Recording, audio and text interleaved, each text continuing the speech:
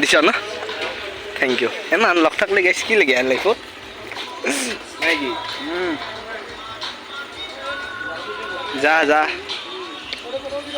এই বঢ়িয়া বেছি মা কচম বৰষুণ দিছি এতিয়া মই ৰেইনকোটটো আনিব বান্ধি গ'লোঁ এতিয়া আপোনাৰ আধা ৰাস্তাত যাই কাটা কৰিলোঁ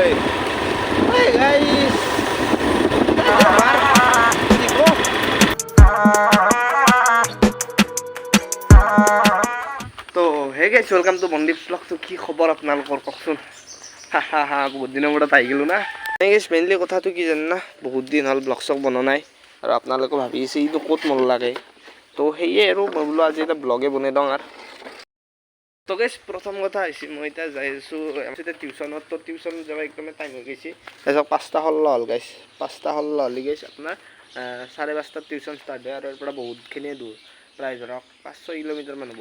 তো এই গাড়ীখন লওঁ আৰু ফটাফট যাওঁ। তো বেছি আৰু ব্লগ চগ কৰি নাথাকোঁ, আহি কিনে ভালকৈ লগ পাই আছোঁ দিয়ক।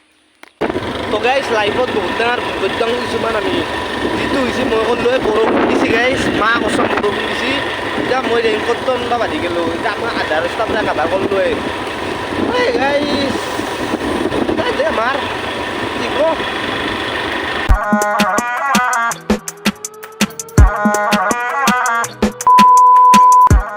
তো গাইছ ৰেলগেট পচছি ৰ এতিয়া ৰখিছোঁ, টিউশ্যন শেষ হ'ল আৰু এইফালে আমাৰ বাবু আজি মোৰ লগত দিছে কাৰণ আৰু গাইছ গাড়ীত সেই হ'ল মানে পামচাৰ হৈছে চাকাটো।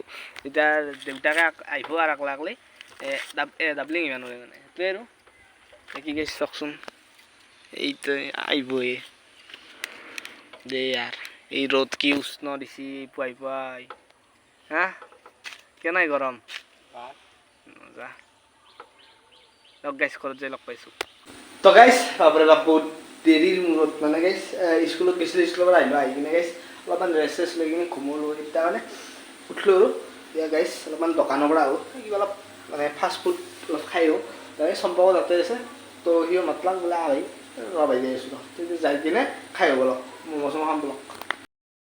তো গাইছ ৰাস্তাৰ কাষে লাইটবিলাক চবচোন লাইট ৰাস্তাটোৰ পৰা একদম লাইট দিছে দোকানেই পালোৱে বাকী গাইছ এটাই কথা কম চম্পক মই গাইছ কৈছিলোঁ বোলে চম্পক থাক মই যাই আছোঁ 10 মিনিটমান হ'ল গাইছ মই ঘৰৰ পৰা ওলাই নাই এতিয়া ওলছোঁ মাত্ৰ সেইকাৰণে গাড়ী লৈ আহিলোঁ যাই পালোঁ আহি পালোঁ। তো গাইছ পূৰা একদম মানে 20 টাকাৰ ম'ম' লৈ লৈছোঁ আৰু এইফালে চম্পক আছে আৰু এতিয়া খাই কিনে গাইছ লগ পাই আছোঁ ৰ'ব।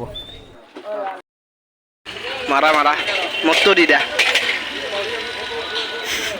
দিছ ন থেংক ইউ এনে লগ থাকলে গাইছ কি লাগে আৰু লাইফত নাকি যা যা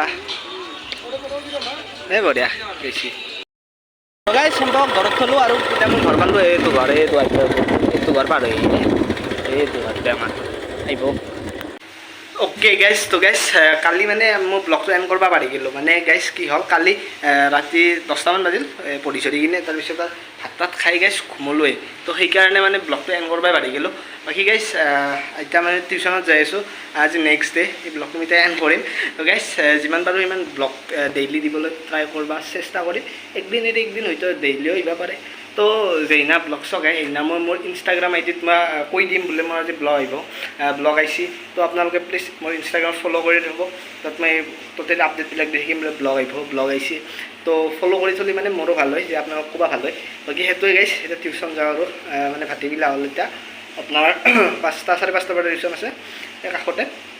বাকী গ্ৰামাৰৰ টিউশ্যন বাকী কালি আৰু ৰাতিপুৱা আছে আপোনাৰ গণিতৰ টিউশ্যন। তো গাইছ সেয়ে আৰু লাইফ টিউশ্যন পাতিতে যোৱা হৈছে সেইকাৰণে ব্লগ চগ দিব সেনেকৈ টাইম পোৱা নাছিলোঁ। কালি নাই এটা ব্লগ বনালোঁ, আজিও বনালোঁ এইখিনি আৰু এতিয়াও বনাম বুলি ভাবিছোঁ। এতিয়া যাওঁ এতিয়াও ব্লগটো এটা ষ্টাৰ্ট কৰি কিনে যাম মুঠতে ডেইলি দিবলৈ ট্ৰাই কৰিম আৰু আপোনালোকে চাই কিনে ভাল পাব নিশ্চয়। বাকী সেইটোৱে গাইছ দিয়ক আজিলৈ এইখিনিয়ে লগ পাম এটা নতুন ব্লগত। তেতিয়ালৈকে বাই বাই জয় আসাম।